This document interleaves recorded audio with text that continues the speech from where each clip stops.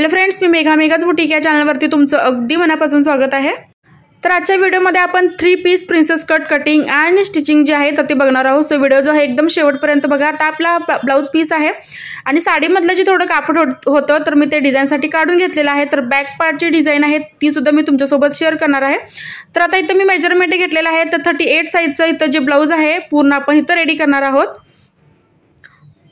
तर आता मेजरमेंट सुद्धा आपण इथं माप टाकत बघणार आहोत। तर आता मी इथं पूर्ण उंची सगळ्यात आधी इथं टाकणार आहे। तर पूर्ण उंची आपली आहे 14 + 1 इंच, आपण इथं 15 इंच पूर्ण उंची घ्यायची आहे। तर तुम्ही तुमची पूर्ण उंची जी आहे तुमच्या हाईट नुसार कमी जास्त करू शकता।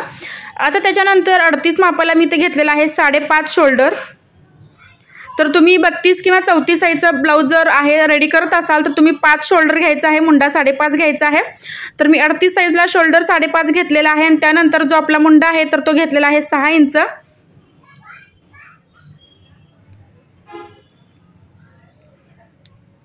आता आपण इथे टाकायचं आहे आपल्या छातीचं प्रॉपर माप। तर माझं जे प्रॉपर माप आहे 9.5 इंच आहे। तर आता त्यानंतर मी 2 इंच जे आहे एक्स्ट्रा मार्जिन यामध्ये ॲड करून घेणार आहे। तर 11.5 इंच इथं मी माप जे आहे मार्जिन सहित घेतलेला आहे। आता त्यानंतर आपण कमरेचं माप घ्यायचं आहे 10। तर 8 कमर आहे आणि त्यानंतर 2 इंच आपण त्याच्यामध्ये सुद्धा मार्जिन वाढवून 10 इंच आपण इथं कमरेचं मार्किंग करायचं आहे।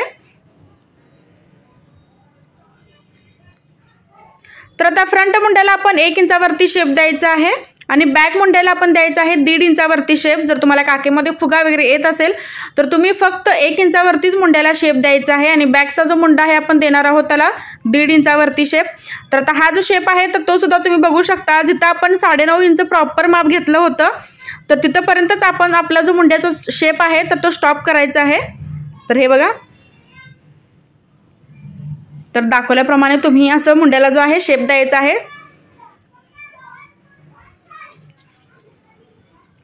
आता गळारुंदी जी आहे मी ते घेतलेली आहे 2.25 इंच। पण तुम्हाला जर शोल्डरची पट्टी थोडीशी मोठी हवी असेल तर तुम्ही गळारुंदी 2 घेऊ शकता किंवा शोल्डरची पट्टी तुम्हाला एकदम कमी हवी असेल तर तुम्ही गळारुंदी 2.5 सुद्धा घेऊ शकता। तर पुढील गळा मी घेतलेला आहे 6.5 इंच। तर तुम्ही तुमच्या हिशोबाने ठेवू शकता कमी किंवा जास्त। तर मी 6.5 इंच घेतलेला आहे। आता त्याच्यानंतर आपण इथे घेणार आहोत क्रॉस पट्टी। तर क्रॉस पट्टी मी 2 आणि 1.5 घेणार आहे कारण जे छातीचं माप आहे थोडंसं हेवी आहे आणि त्यामुळे काय होतं, जर आपण क्रॉस पट्टी जर मोठी घेतली तर ती छातीच्या वर येते। तर त्यामुळे जर तुमच्या छातीचं माप जे आहे थोडंसं हेवी असेल तर तुम्ही क्रॉस पट्टी जी आहे तर ती कमीच घ्यायची आहे। तर आता इथं बघा मी क्रॉस पट्टी घेतलेली आहे 2 आणि 1.5 इंच। स्ट्रेट सगळ्यात आधी लाईन आखली आणि त्याच्यानंतर मी इथं थोडासा कर्व शेप दिलेला आहे क्रॉस पट्टीला।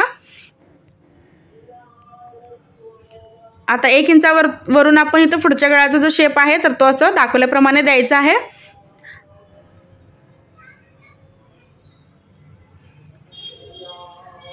आता प्रिन्सेस कटचा जो कट्स पॉइंट आहे तो मी देणार आहे 3.5 इंचावरती। तर हे बघा मी 3.5 इंचावरती देणार आहे। आता बस्ट पॉइंट आहे तो आपण वरून खाली घ्यायचा आहे। तर बस्ट पॉइंट कसा काढायचा तोही माझा सेपरेट जो आहे व्हिडिओ मी बनवलेला आहे माझ्या चॅनलवरती। जर तुम्हाला बस्ट पॉइंट काढता येत नसेल तर तो व्हिडिओ तुम्ही नक्की बघा। तर बस्ट पॉइंट जो आहे मी दिलेला आहे 10.5 इंचावरती। त्याच्यानंतर त्याच्यावरती एक मी लाईन आखून घेतली। आता मुंड्यातून बरोबर आपण जो शेप आहे तर तो असा प्रिन्सेस कटचा द्यायचा आहे। तर आता काही जणांचा जो शेप आहे तर तो मुंड्याच्या वरती सुद्धा येऊ शकतो। ते आपलं जे माप आहे तर ते हाईटनुसार असतं। आता या दोन्ही साईडला मी 1.5 इंच वाढवून घेणार आहे कारण छातीचं जे माप आहे थोडंसं हेवी आहे आणि आपल्याला प्रॉपर फुगीरपणा पाहिजे आहे ब्लाऊजमध्ये। तर त्यामुळे आपल्याला दोन्ही साईडला इथं 1.5 इंच वाढवून घ्यायचं आहे। जर तुम्ही एकाच साईडला वाढवला तर काय होतं, प्रिन्सेस कट जो आहे चपटा बसण्याची शक्यता असते। त्यामुळे मी दोन्ही साईडला इथं 1.5 इंच वाढवून घेतलेलं आहे। तर आता हे आपलं पूर्ण मार्किंग जे आहे 38 साईजचं करून झालेलं आहे। तर आता आपण हे कटिंग करणार आहोत।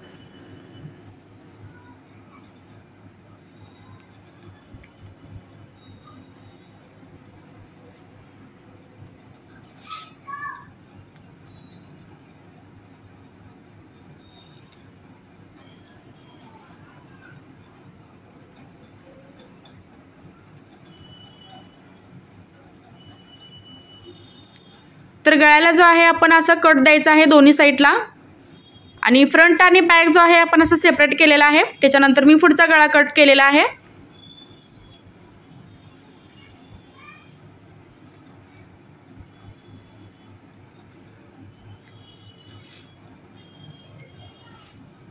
आता आपण फ्रंट मुंड्याचा जो शेप आहे तर तो इथं कट करून घ्यायचा। त्याच्यानंतर क्रॉस पट्टी आणि प्रिन्सेस कट सुद्धा मी कशा पद्धतीने कट करत आहे तर त्याच पद्धतीने तुम्ही इथं कट करायचं आहे।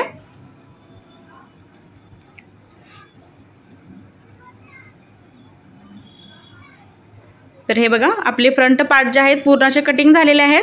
तर या ब्लाउजचं तुम्हाला स्लीवची डिझाइन आणि बॅकची जी डिझाइन आहे तर मी तुम्हाला नेक्स्ट व्हिडिओमध्ये बघायला मिळेल।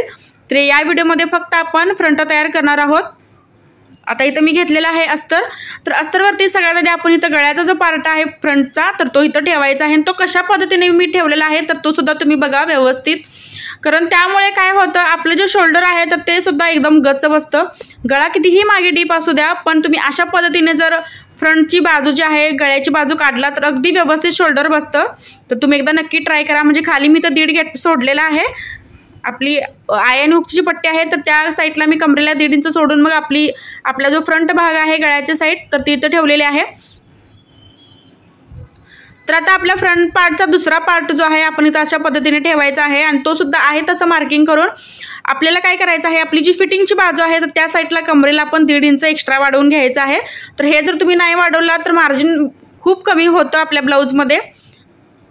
तर त्यामुळे दोन्ही पार्टमध्ये आपल्याला 1.5 इंच वाढवून घ्यायचं आहे, कारण दोन्ही पार्टमध्ये आपण 1.5 इंच जो आहे स्पेस यायसाठी कमी केलं होतं तर त्यामुळे इथं वाढवून घ्यायचं आहे।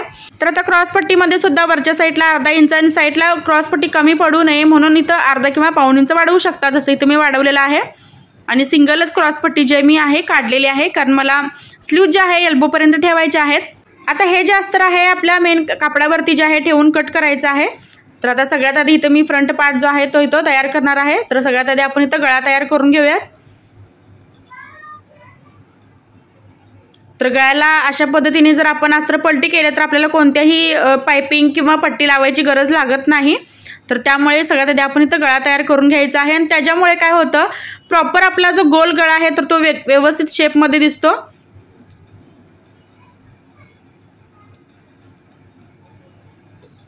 तर आता एक्स्ट्रा आपण शिलाई मारून इथं एक्स्ट्राचं जे कापड आहे तर ते सुद्धा आपण इथं कट करून घ्यायचं आहे दोन्ही साईडचं। आणि प्रिन्सेस कटचा आपला जो दुसरा पार्ट आहे तर तो सुद्धा मी अस्त्राने आपलं मेन जे कापड आहे तर ते जोडून घेतलेलं आहे। आता हे बघा गळ्याच्या बाजू मी अशा तयार करून घेतलेल्या आहेत। आता क्रॉस पट्टी सुद्धा इथं आपण व्यवस्थित मेन कापड जर आपलं जास्त असेल क्रॉस पट्टी लावताना तर ते सुद्धा एक समान करून घ्यायचं आहे। आणि प्रिन्सेस कट जोडताना आपण जी टीप मारतो तर ती आपल्याला लक्षात ठेवायची आहे की अर्धा इंचच्या स्पेसवरती आपल्याला ती टीप आहे तर ती मारायची आहे आणि ती सुद्धा आपण अगदी व्यवस्थित फिनिशिंग सोबत मारायची आहे। तर आता हे दोन्ही पार्ट आपण असे एक समान ठेवून पहिल्यांदा बघायचं आहे की कुठला पार्ट आपल्याला मोठा आहे किंवा छोटा आहे। जर एक्स्ट्रा कापड असेल तर ते कट करून मगच आपण ही जी क्रॉस पट्टी आहे तर ती लावायची आहे। तर आता माझे जे पार्ट होते तर दोन्ही सेम आले होते तर त्यामुळे मी यामध्ये कोणतेही एक्स्ट्रा जे कापड आहे कट केले नाही, डायरेक्ट मी ते क्रॉस पट्टी जी आहे मी ते लावून घेतलेली आहे। पण तुमचं जर समजा एखादा पार्ट मोठा किंवा छोटा झाला असेल तर ते एक्स्ट्राचं जेवढं कापड आहे तर ते कट करून दोन्ही भाग जे आहेत लेवल करून मगच क्रॉस पट्टी लावून घ्यायची आहे।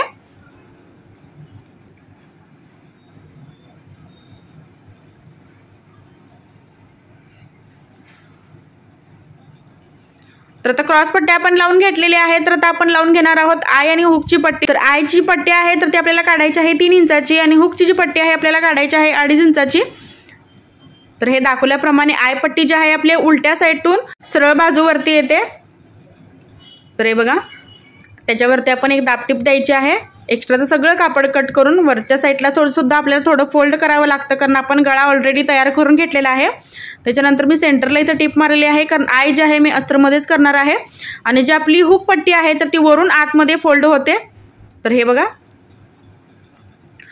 तर फ्रेंड्स तुम्हाला माझा आजचा व्हिडिओ कसा वाटला हे कमेंटमध्ये नक्कीच सांगा। काही डाऊट असेल तर तेही तुम्ही मला कमेंटमध्ये विचारू शकता आणि अशा पद्धतीने जर तुम्ही कटिंग आणि स्टिचिंग केलात तर शोल्डर जे तुमचं प्रॉब्लेम आहेत शोल्डर पडण्याचे तर ते एकदम व्यवस्थित होतील।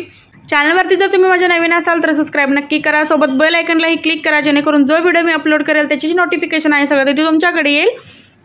तर हे बघा आपला जो फ्रंट पार्ट आहे पूर्ण कटिंग आणि स्टिचिंग जो आहे मी तर करून तुम्हाला दाखवलेला आहे। तर व्हिडिओ शेवटपर्यंत बघितल्याबद्दल अगदी मनापासून धन्यवाद।